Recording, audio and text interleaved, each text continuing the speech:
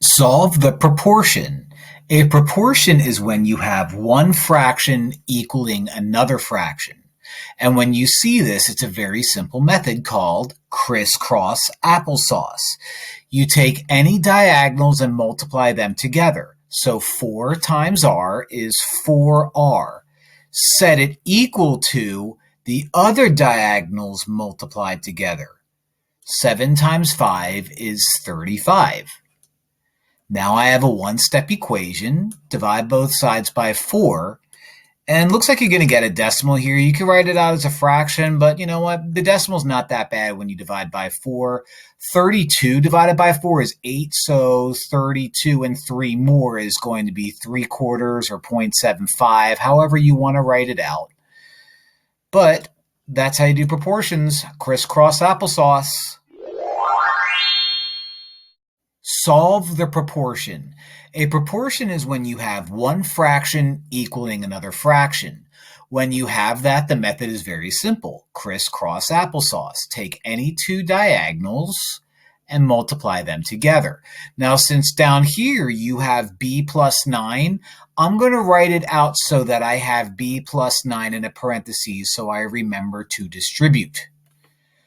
Okay, after you do one set of diagonals, you put down that equal sign, and then you multiply the other set of diagonals. So 6 times b plus 5, and again, I'm going to make sure I put b plus 5 in parentheses.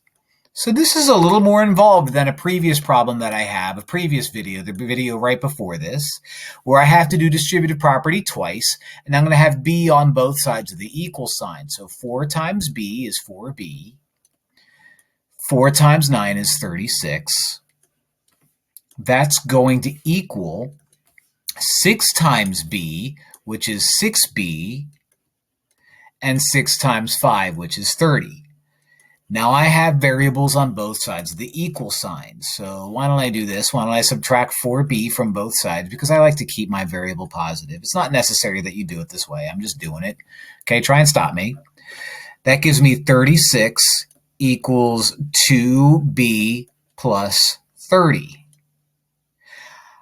B is not by itself. I have 30 in the way and I have 2 in the way, so I'm going to subtract 30 from both sides first. Okay, cross that out. 36 minus 30, I'm going to write that up here. 36 minus 30 is 6, and then now 2b is all alone on the right side. Divide both sides by 2. Divide both sides by 2. 6 divided by 2 is 3, so I'll move that over here so I can move the b to the left. And then the end b is 3. And if you wanted to check your work, you could do 3 plus 9 is 12. And 6 over 12 is a half. Cool. And 3 plus 5 is 8. And 4 over 8 is a half. Cool. And a half is a half. Cool. And I'm done. State if the polygons are similar. So I have two pairs that I'm going to do. In order to make sure that both polygons are similar, you have to do two things. You have to make sure that all of the sides are proportional.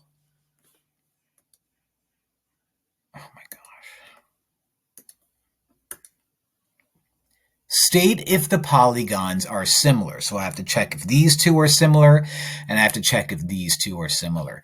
It's two things that you're looking for here. You have to make sure that all of your sides are proportional.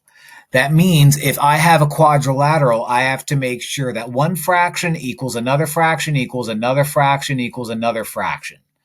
Okay, and I do that with corresponding sides. So I would do like 10 seems to match up with 15, so 10 over 15, and so on and so forth. And I have to make sure that all of my angles are equal. Okay, so the angles have to be equal, the sides have to be proportional. So let's do the proportional part first. I'm going to match up corresponding sides, and I'll do small to big. All right, I'll do small to big. So I'm going to see if 10 matches up with 15, so 10 over 15. And I'll go clockwise here. See if that matches up with 14 over 21. 9 plus 10. See if that matches up with 10 over 15. Again. And I have to see if that matches up with 14 over 21. Now, notice a lot of these are repeats, so I don't have to overthink that. But now I simplify fractions. 10 over 15 is 2 over 3. 14 over 21 is 2 over 3. 10 over 15 again is 2 over 3. 14 over 21 is 2 over 3. So the proportional part checks out. Now I have to make sure corresponding angles are exactly the same too. So 90 matches up with 90, and 90 matches up with 90, and 90 matches up with 90, and 90 matches up with 90. So the angles are good, the proportional's good, these two are similar. Okay? Now let's do this again over here on the right side. Let's start out with the proportional sides first. So let's do small to big again.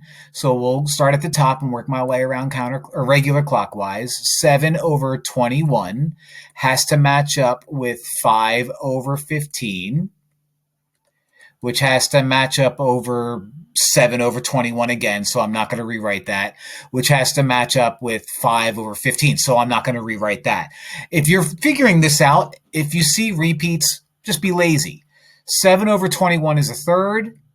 Cool. 5 over 15 is also a third. Cool. We're in good shape there. Proportional yippers. Now I have to make sure the angles match up. Now I'm not given a ton of information about the angles, except that is 40. This corner is going to be 40. And up here, that corner is going to be 130. Well, what it tells us is these guys are parallelograms. So whatever this angle is, the angle right next to it is going to be supplementary to it. In other words, 130 and this angle have to add up to 180, which means U would be 50, which doesn't match up with 40, which means no, these guys are not similar. So kind of tricky, because it looks promising with the proportional sides part, but then the angles are like, nah, I'm going to get you. The polygons in each pair are similar. Find the scale factor of the smaller figure to the larger figure. All right, so the scale factor is basically a ratio of small to big. This is the smaller figure. This is the larger figure. I put B for big, not L for large. Don't know why I did that. But too late. Biggie Small is the rapper. So we have to pick sides that are absolutely corresponding. So since I have 18 and 18 and 30 and 30, then I can choose 18 from the small and 30 from the big. Because this 18 lives in between 18 and 21. This 30 lives in between 30 and 35. So that 18 matches up with that 30. So 18 over 30 can be simplified if I divide everything by 3. Or can I divide by 6? I can divide everything by 6. If I divide the top and the bottom by 6, that gets me 3 over 5. So some people might allow you to put the scale factor as a fraction. I think usually in geometry, it's given to you as the word 3 to 5, or depending on a different book, maybe it might give it to you as 3 to 5. It really all depends. Either way, we're doing small to big, so 3 to 5. If it was big to small, then it would be 5 to 3. But again, depending on whatever book you use, all of these work because it's all telling the same story, 3 to 5. The polygons are similar. Find the missing side length. Whenever you're being asked to find the missing side length of similar figures, you're going to want to use proportions. It doesn't matter which way you do it. I always like to make my proportions big to small. And then what you do is you make a proportion where you do corresponding side over corresponding side equals corresponding side over corresponding side. So if I look at this, 12 matches up with the 6 on the small. So I'm going to say 12 over 6. That's going to equal, I don't know, on the big one, so I'll put an X, over 5 on the small one. Now what we have here is a proportion. A fraction equals a fraction is a proportion. And the way you do a proportion is you find a diagonal and you multiply them. This is called crisscross applesauce. So I could do 12 times 5, which is 60. Then you put the equal sign there. And then the other diagonal, 6 times x, is 6x. Divide both sides by 6, x equals 10. So the missing side length over here is going to be 10, which makes sense because 5 over 6, 10 over 12, 10 over 12 simplifies to 5 over 6, so everything seems to work out on the math side of it, which I'd hope so. The polygons are similar. Find the missing side length. Now, in a previous problem, I was only given 2 pieces of information. For example, I was only given like that info. So a side and I don't know, and a side and a side. Now I'm given extra. Should that complicate things? Absolutely not. What I like to do is when I'm given 2 similar figures and I'm being asked to find the missing side length, I like to make a proportion of the big shape to the small shape. So big over small. I pick a side on the big shape that I know I have the corresponding part to. So let's use what looks like a hypotenuse, even though I know it's not. I'm going to choose 53 or 63 on the big, which matches up with 54 on the small. So 63 over 54. Now, if you're like, well, do I do the same thing with 56 or 48? Nope, I don't need them. Don't need them at all. Just extra information. I care about what that question mark is, and I'll just call it X for now. 35 over here matches up with I don't know over there. So 35 on the big is going to match up with X on the small. Now I have a proportion. And when you do a proportion, you do crisscross applesauce. So 54 times 35 is, of course, 1,890. I did that all in my head, and I didn't pause the video so I can look it up. Now I put an equal sign there, and I do the other diagonal, 63 times x, which is 63x. In order to get x all by itself, you divide by 63 on both sides, of course. And I absolutely know that this is, of course, 30. So 30 equals x, x equals 30, but I'm not even going to circle x because x isn't even part of my original problem. The figures are similar. Find the missing side length. The missing side length is 30. Okay? That's how it's done.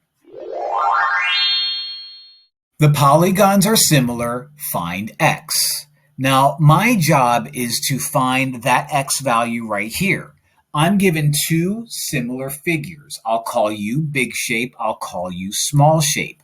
Whenever I'm being asked to do any kind of solving with similar figures, I like to create a proportion with the big small matching, or the big side, big triangle. It'd be nice if I knew how to talk. Matching up with the small triangle. Of course, I said it's big small because I have rap music on the mind. Now, I definitely care about this x right here. So I need to make sure I match 63 up with that guy. So on the big, I have 63. And on the small, I have 8x minus 2. I'm going to set that equal to, well, let me see here. I have 49 and I have 49. But I can't use this 49 because I'm not given any information down there, so that extra 49 is useless. So I'm going to choose this 49 on the big over that 42 on the small because they match up. Now I have a proportion. And when you have a proportion, you're going to do crisscross applesauce. Pick any diagonal and multiply them together. 63 times 42, of course, is 2,646. No calculator needed here, just my mind. Now, over here is going to be slightly different. I have 49 times 2 things, and so whenever you see that, you have to do distributive property and group that 8x minus 2. So my next step is do nothing here, but distribute that 49 to 8. Now, 50 times 8 would be what, 400? So 49 times 8 would be 392.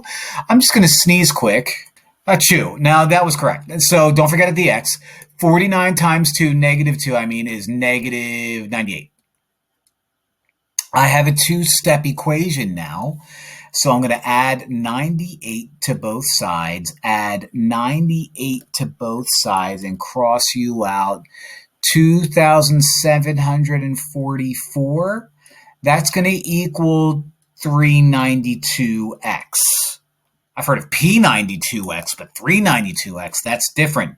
Divide both sides by 392. Divide both sides by 392, and I think it's 9. It's not. It's 7. I was just joking with you guys. Cross that out. X is going to equal 7. So I'll put that right here. X equals 7. Yeah, so there you have it. A little bit of extra information there to throw you off, a little bit of extra information here to make you do distributed property. But, similar figures, finding missing sides is all pretty much the same. You just set up a proportion using what you have. Don't do too much. Crisscross applesauce, do a little bit of math, and then you're donezo. Funzo. The polygons are similar. Find X. Now, I'm not given a ton of information, except for the fact that the scale factor from A to B is 5 to 6. So I'm going to compare A to B, which I know is 5 to 6. On A, I have 3x plus 11, so I'm going to match that up with 3x plus 11, and on B, I have 42. So this is no different than a regular old find the missing side of these two similar triangles if we were given information. In fact, if I wanted to, I could have made U 6 and I could have made U 5 and made U 6, and the problem would end up being the same anyway.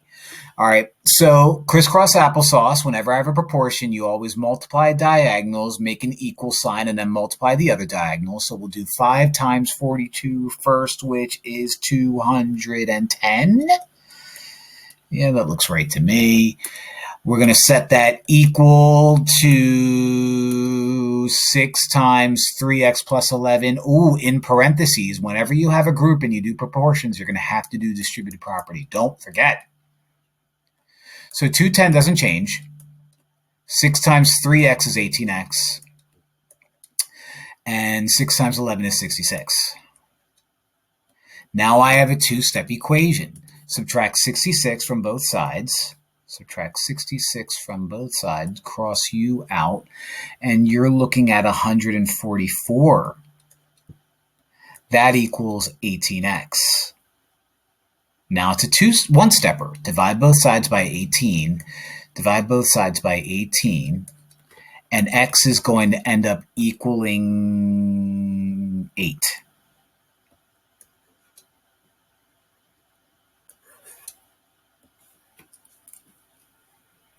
So there you have it. I believe this is my fourth find the missing side of a similar triangle type problem. All of them are the same. You just set a proportion, crisscross applesauce, do some distributed properties sometimes, and then take it from there. That's it. The polygons are similar. Find X. Now, this is what we have here, and it's not as obvious as what we have. In previous problems, we're so used to seeing something that looks like this and something that looks like this, and then you match things up crisscross applesauce. That's not what we have here, except it kind of is. I have that triangle living inside of this triangle right there. And if I wanted to, I could rip this apart and write down as much information as I need based off of what I just did. That red triangle was 36 right here, 27 right there, and -4 plus 4x right there. That big triangle was 64 all the way across. And if you're like, what about that part? I don't care about that part.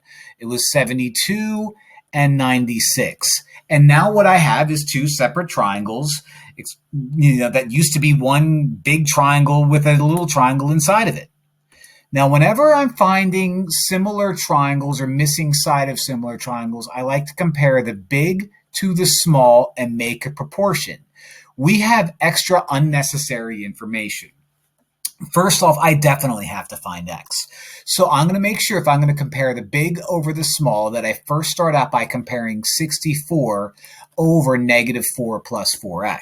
Definitely have to do that first. Now, if you're wondering, all right, so what other sides do I do? It doesn't really matter. I could do 96 over 36 or 72 over 27. It doesn't matter. So I'll do 96 over 36 because it doesn't matter at all. Now I have a proportion, and whenever you have a proportion, you do crisscross applesauce. So we are going to multiply negative 4 plus 4x times 96. And when you do that, you have to make sure you set up a distributive property problem because this is two separate things being added together. Negative 4 plus 4x. Then you have an equal sign, and you multiply these two numbers together. 64 times 36 is 2,304. I did that in my mind. Now I distribute. 96 times negative 4 is going to be 384, negative 384, plus 384x equals 2,304. If I add 384 to both sides, that gets me 384x equals 2,688. Divide both sides by 384, and I think it's 8, but let me go off to the side here and double check. Glad I did, because it's actually 7.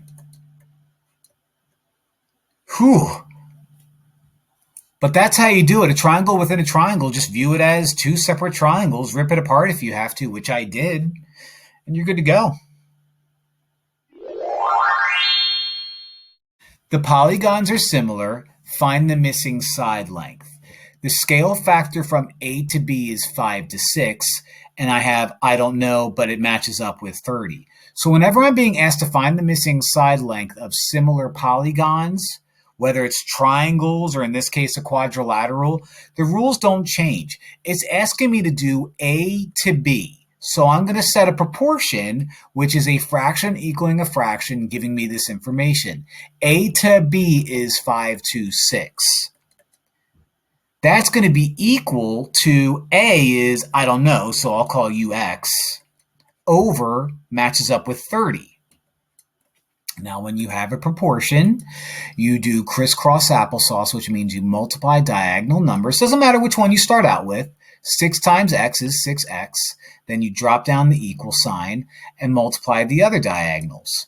5 times 30 is 150. Now I have a very simple two-step equation. Just kidding, one-step equation. And my one step is to divide both sides by 6. And 150 divided by 6 is 25. So there you have it. There's my x. I really shouldn't circle x because x wasn't in the original problem. I really should say just 25. I don't think you'd have a teacher that would mark you wrong. But if we really wanted to be specific, we would just say the missing side is 25. And there you have it. State if the triangles are similar. If so, state how you know they are similar and fill in the blank. What do they mean by state how you know? Well, there's 3 ways that you can prove two triangles are similar. There's SSS, there's SAS, and there's AA. Now, SSS means, is there a way that you can show that that side over that side, so like A over B equals that side over that side, so C over D, which also equals that side over that side, which is E over F. Now, if you're wondering what are these letters? This just means like that side over that side is the same as that side over that side, which is the same as that side over that side. A, C, and E are on the same triangle. B, D, and F are on the same triangle. So that's what SSS means. It's not the same as the SSS for triangle congruence. You're not looking for exact numbers. You're looking for a ratio. SAS means you're only going to pick 2 sides and match those up, but you're also going to see if 2 angles are congruent. AA is if two angles on one triangle are congruent and another pair of angles are congruent, that means automatically the third angles are congruent. But we don't care about the third angle because all I need is 2. So what do we have here? Well, I'm not given any information about angles, which means I can't use either of these two, so I have to go with SSS. So what I need to do is I'm going to compare big to small. I always compare big to small when I can. Okay, the longest side is 84, which matches up with 14 on the smaller one. So if I'm doing big to small, 84 is the longest side. That is going to go over 14 equals. Now I'm going to do the same thing again. I'm going to choose the middle one, 72, which matches up with the middle one over here, 12. So 72 over 12. And I'm going to do it with the third side because SSS means you have to do it with all three. 48 over here matches up with 8 over there, 48 over 8. Now I simplify each fraction and see what I have. 84 divided by 14 is 6. 72 divided by 12 is 6. 48 divided by 8 is 6. Since all of these fractions equal, these are similar. And they're similar using SSS. So state if the triangles are similar. Yes.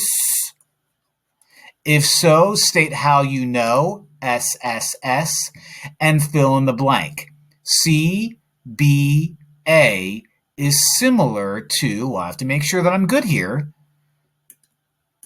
C matches up with the F over here. How do I know that? C is in between red and black. F is in between red and black. C matches up with F.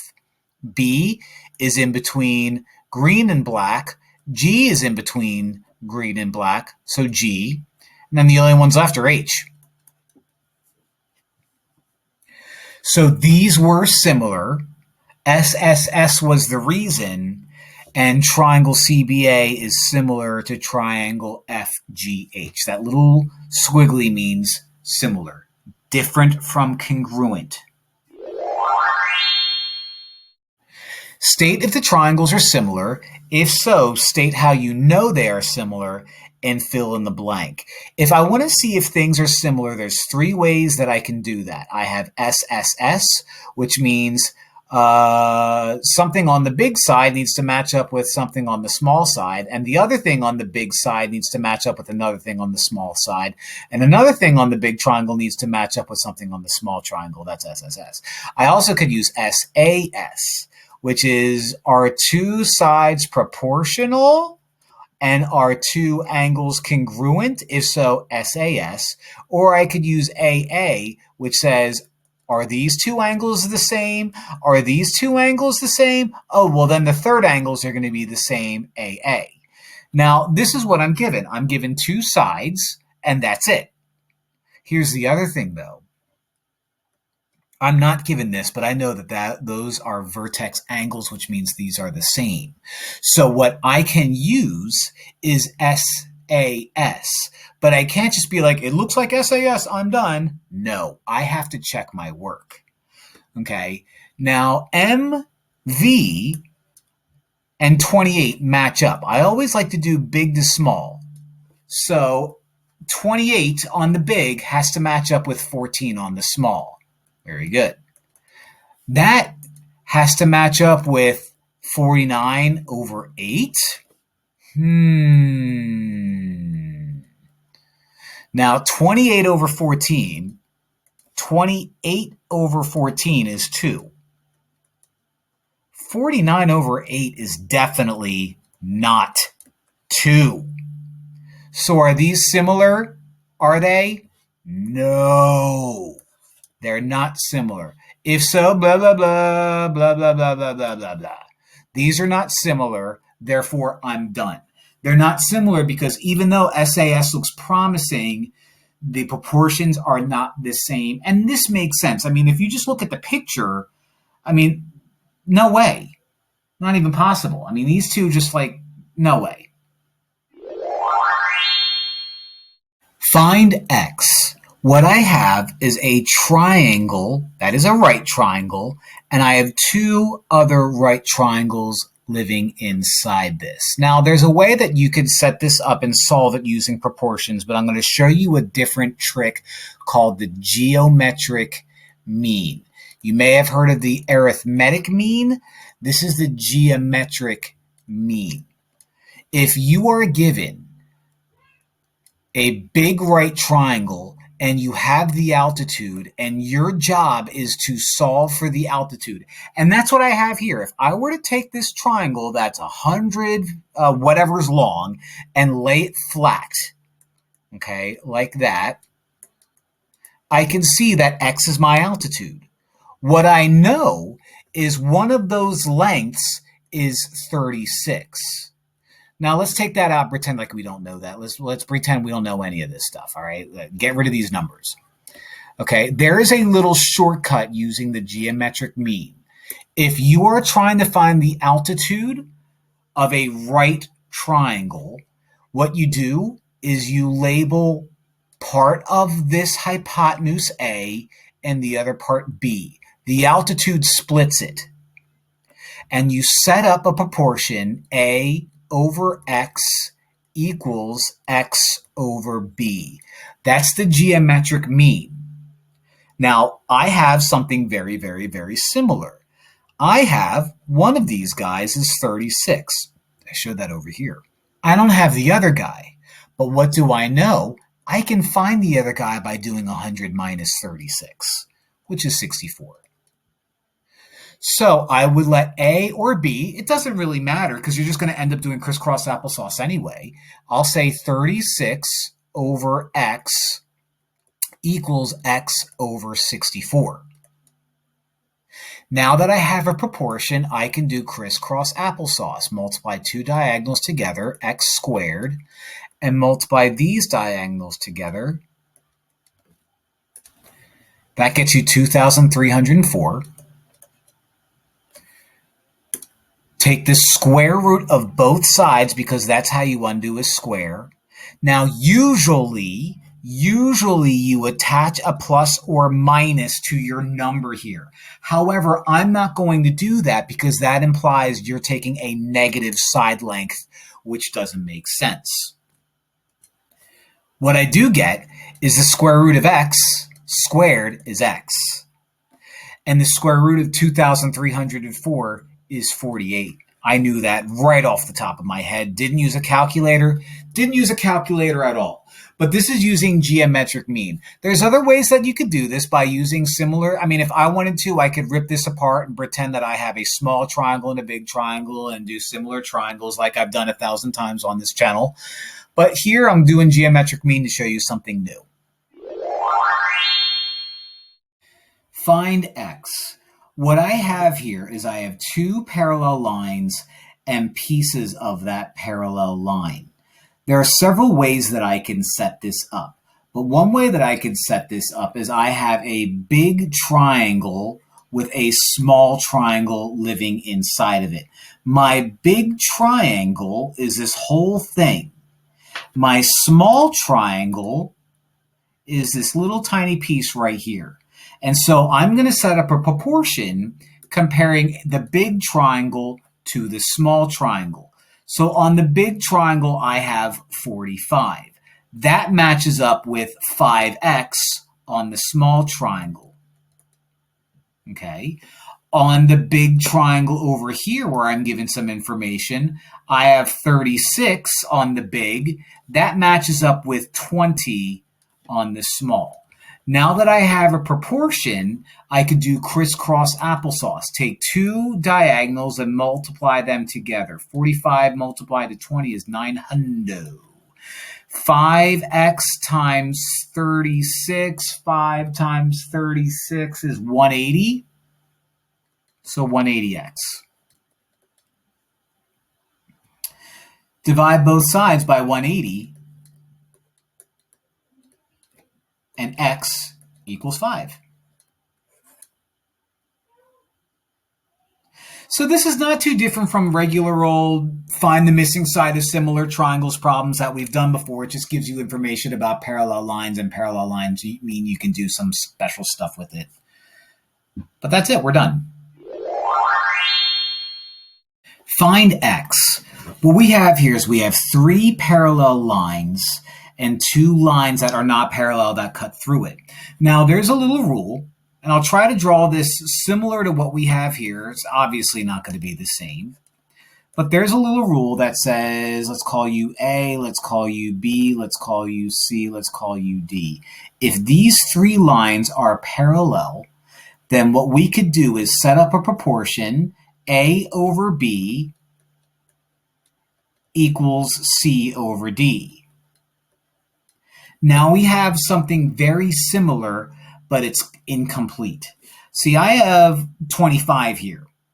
I don't have that chunk, so 25 would be C. I don't have A. Oh, but you know what I could do? I could do 35, this whole thing, minus 25, which is 10.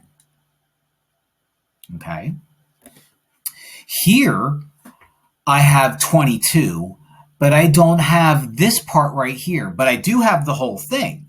Now, if what I did to find this chunk over here was do the whole thing minus 25, then why don't I do the whole thing minus 22? In other words, 7 plus 14x minus 22, which is 14x combined like terms, negative 15. So I'll call you 14x minus 15. Now I can set up A over B, 10 over 22, equals C over D, 25 over 14x minus 15. So let me erase this chunk right here and do just that.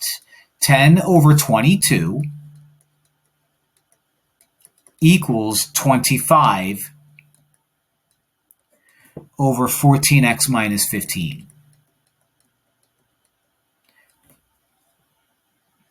We have a proportion, so you could do crisscross applesauce. 22 times 25 would be 550. We're going to set that equal to 10 times, a group, so I have to set up distributive property, 10 times 14x minus 15. So my first step in this problem is to do distributive properties, so 550 just drops down. 10 times 14x is 140x. 10 times negative 15 is minus 150. Now we have a two-step equation. I can add 150 to both sides. When I do that, I get 700 equals 140x. One more step. Divide 140 from both sides, and x is 5. Now, there's several ways that you could do this. There's several proportions that you could use, but I'm using the rule that we're given, and that rule is you have 3 parallel lines, that over that equals that over that. I could also have done 10 over 25 equals 22 over 14x minus 15. It'll all work out anyway because crisscross applesauce gives you a little bit of maneuverability. And that's it. We're done.